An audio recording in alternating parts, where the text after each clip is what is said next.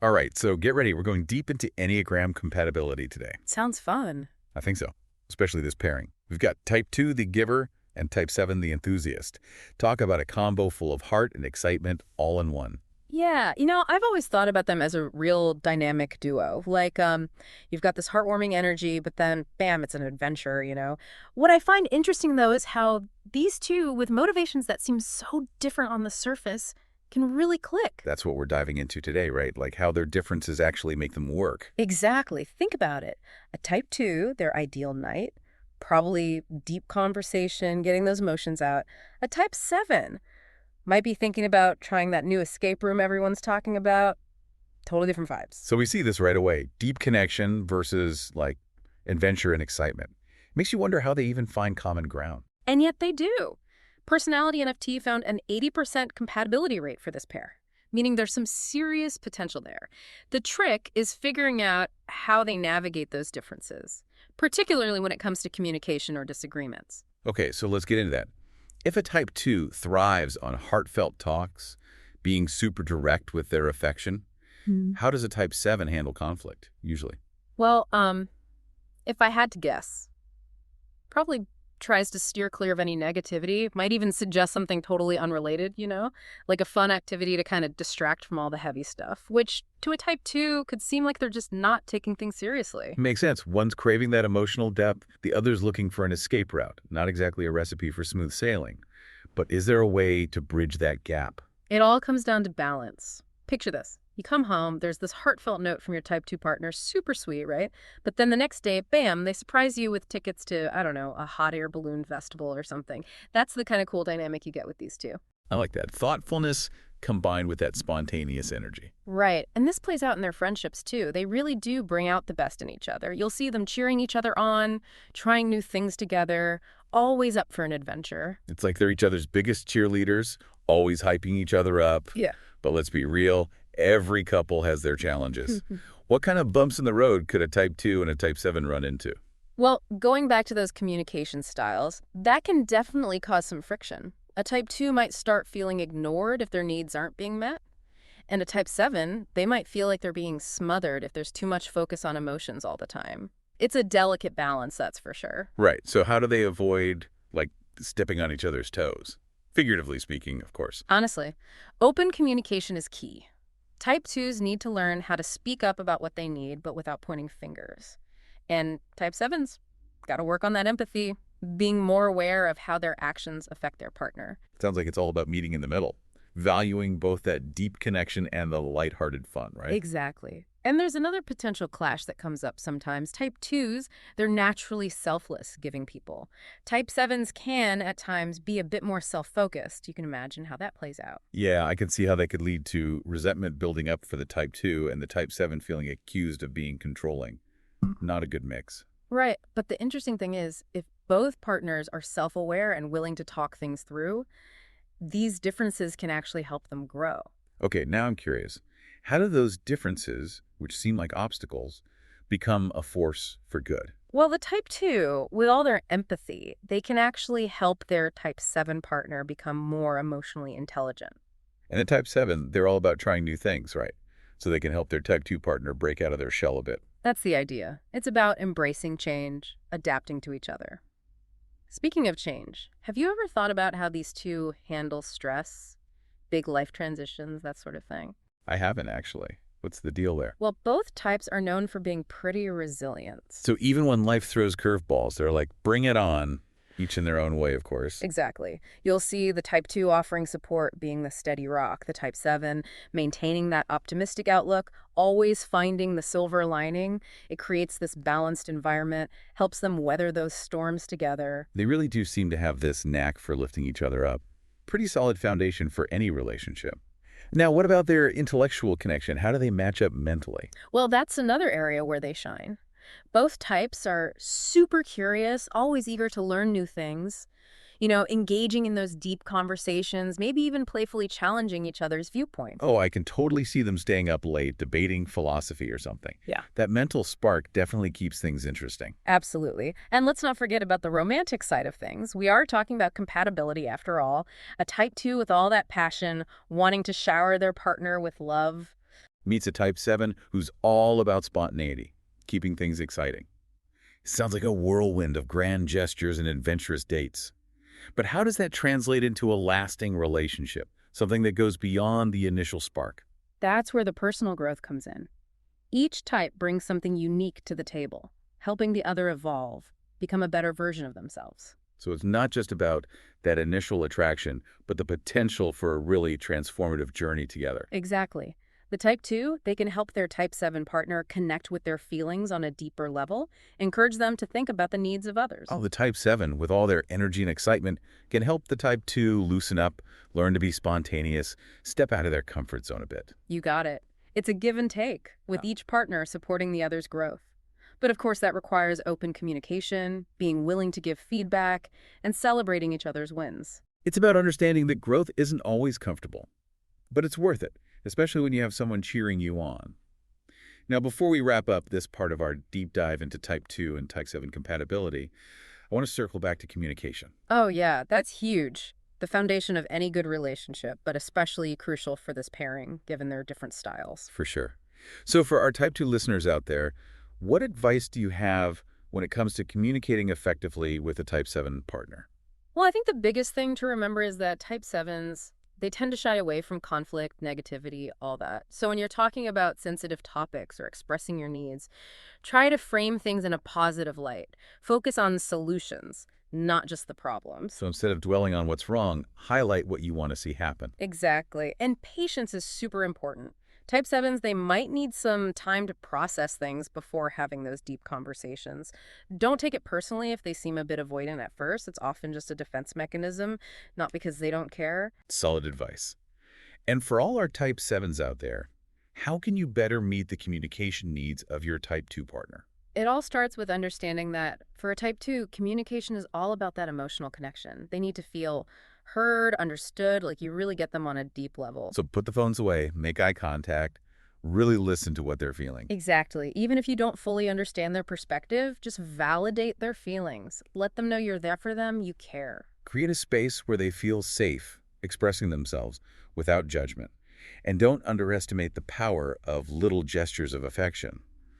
Those go a long way for a type 2. It's finding that balance between giving them space and showing them love and appreciation.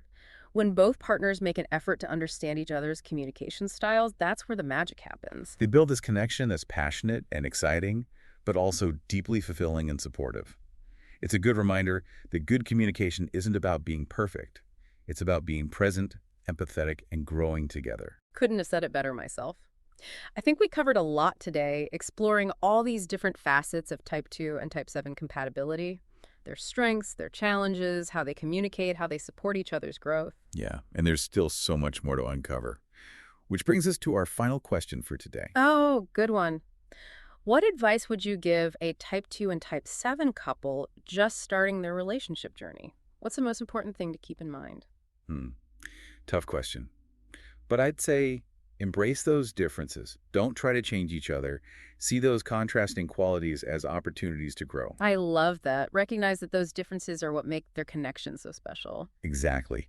Type 2s, let that adventurous side of your type 7 partner inspire you to step out of your comfort zone. And type 7s, appreciate the emotional depth your type 2 partner brings. Let it teach you the power of vulnerability. Beautiful. It's a beautiful dance of learning and growing together. And remember, communication is everything. Be open, be honest about your needs, fears, dreams, and celebrate each other's journey every step of the way. Because at the end of the day, a successful relationship isn't about finding someone exactly like you. It's about finding someone who compliments you, challenges you, and inspires you to become the best version of yourself. And that's what makes the Enneagram 2 and 7 pairing so fascinating. The potential to create a relationship that's both deeply fulfilling and incredibly exciting. It really shows the power of embracing differences and growing together. Well said. And on that note, we've reached the end of this part of our deep dive into type 2 and type 7 compatibility. We hope you've enjoyed this journey of exploration. And remember, whether you're a type 2, a type 7, or somewhere in between, the key to building strong relationships is understanding yourself, understanding your partner, and embracing the amazing tapestry of human connection. Until next time, keep exploring, keep connecting, and keep diving deep into the world of personality. That's what it's all about. Yeah. And, it makes you think about how those different ways of approaching life affect things long term. For a type 2 and a type 7, I mean. Right, because at first glance, their motivations seem pretty different. Type 2 is all about giving and receiving love, that deep connection.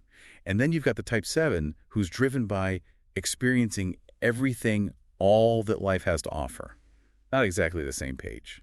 And yet there's this amazing potential for those motivations to not just like coexist, but actually make each other stronger. Imagine the type 2 not just offering emotional support, but actually helping create those incredible experiences their type 7 partner thrives on. I see what you mean, like planning these elaborate surprise trips, perfectly tailored to what their partner loves. Or maybe organizing those legendary outings with friends, the ones you talk about for years. Exactly. It becomes this shared adventure, their own unique way of expressing love. And on the flip side, the Type 7, with all that energy and zest for life, they can help the Type 2 break free from their routines, embrace spontaneity a little more. Right. It becomes less about one person giving and the other receiving, and more about growing and discovering together, driven by both deep connection and those exciting experiences. It's finding that balance where the Type 2's nurturing nature meets the Type 7's thirst for life, creates a relationship that's both fulfilling and, well, kind of thrilling. That's the magic of it. Understanding these dynamics not only sheds light on our own relationships, but helps us appreciate how different personalities can work together. It's pretty amazing when you think about it, how even seemingly opposite types can build something strong and fulfilling as long as there's understanding, respect, and that willingness to embrace each other's strengths. Which actually brings us to our final question for today. Oh, I like this one. If you could give one piece of advice to a type 2 and type 7 couple starting out, what would it be?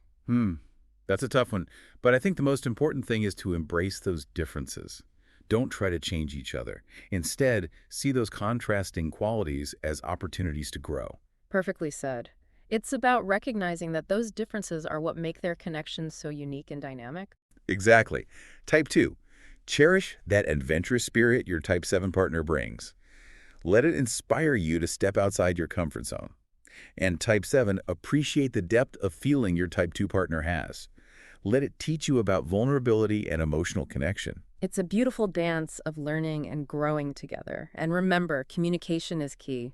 Be open and honest about what you need, what you're afraid of, what you dream about, and most importantly, celebrate each other's journey every step of the way. Because ultimately, a truly successful relationship isn't about finding someone who's exactly like you. It's about finding someone who compliments you, challenges you, helps you become the best version of yourself. And that's what makes the Enneagram 2 and 7 pairing so intriguing. They have this potential to create something deeply fulfilling and incredibly exciting.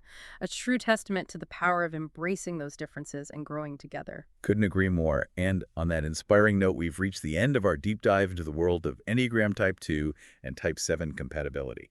We hope you enjoyed exploring this with us. And remember, no matter what your type is, the key to building strong relationships is understanding yourself and your partner, embracing all the amazing ways we connect as humans. Until next time, keep exploring, keep connecting, and keep diving deep into the fascinating world of personality. Makes you think, doesn't it, how that whole give and take thing plays out in the long run for a type 2 and type 7. It really does. I mean, you look at their core motivations, and they seem miles apart.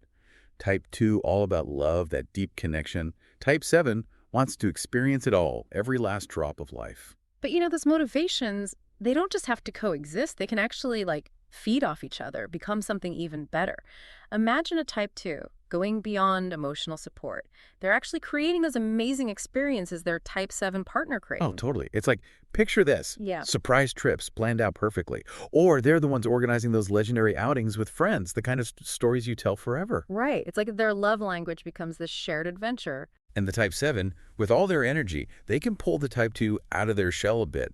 Encourage them to be more spontaneous, live a little. It's not just one-sided, It's not just giving or receiving, it's both. Together, growing and discovering new things, fueled by that deep connection, A&D, all the exciting experiences. It's like finding that sweet spot where the Type 2's nurturing side meets the Type 7's thirst for life. You get a relationship that's both fulfilling and, well, pretty exciting. That's what it's all about. Understanding these dynamics, it helps us see our own relationships in a new light, and appreciate how different personalities can actually work together. It's amazing, really, how even types that seem completely opposite can build something strong, something that works, as long as there's that understanding, respect, and a willingness to let each other shine. It makes me think of our final question for today. Oh, yeah. What would be your advice for a type 2 and type 7 couple just starting out? What's the most important thing for them to remember? Hmm, that's a good one. I think, above all else, embrace those differences. Don't try to change each other.